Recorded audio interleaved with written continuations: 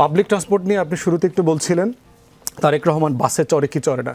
দেখেন, আমি ব্যক্তিগতভাবে এর আগে বহুবার বলেছি, চড়েন তো, লন্ডনে চড়েন। হ্যাঁ ওইটাই বলছি যে ব্যক্তিগতভাবে আমি বারবার এই কথাটা বলেছি যে বাংলাদেশে প্রজাতন্ত্রের কর্মচারী যারা আছেন এবং যারা নির্বাচিত প্রতিনিধি ইউনিয়ন পরিষদ থেকে একেবারে এমপি মন্ত্রী পর্যন্ত, তাদেরকে আপনার আইন করে সরকারি সেবা নেবার জন্য বাধ্যতামূলক করে দিতে হবে।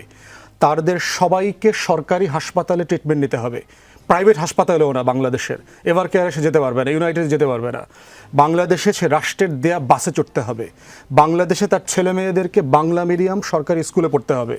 আপনি যদি সিম্পলি এইগুলোকে বাধ্যতামূলক করে দিতে পারেন, সিঙ্গাপুরে করেছে, তখন দেখবেন এই আমলারা, এই পলিটিশিয়ানরা নিজের ছেলেমেয়ের স্বার্থে ওই স্কুলের মান বাড়াবে, ওই হাসপাতালের মান বাড়াবে, ওই বাসের মান বাড়াবে। কিন্তু যতদিন পর্যন্ত দেখবেন যে বিদেশে পড়াটাকে একটা প্রেস্টিজিয়াস বিষয় তুলে ধরা হয়, বিদেশের হাসপাতালে মরতে গেলেও তারা গর্বিত বোধ করেন যে তারা মরার আগে শেষ নিঃশ্বাসটা আপনার মাউন্ট এলিজাবেথে ছেড়েছেন। বাংলাদেশের বাতাস এত দূষিত যে শেষ নিঃশ্বাসটাও এখানে ছাড়তে পারেন নাই, তার এত কপাল খারাপ ছিল। তো এই প্রসেস যদি আমরা ফেস করতে না পারি, তাহলে আপনি দেখবেন যে প্রাতিষ্ঠানিক সংস্কারগুলো হবে না।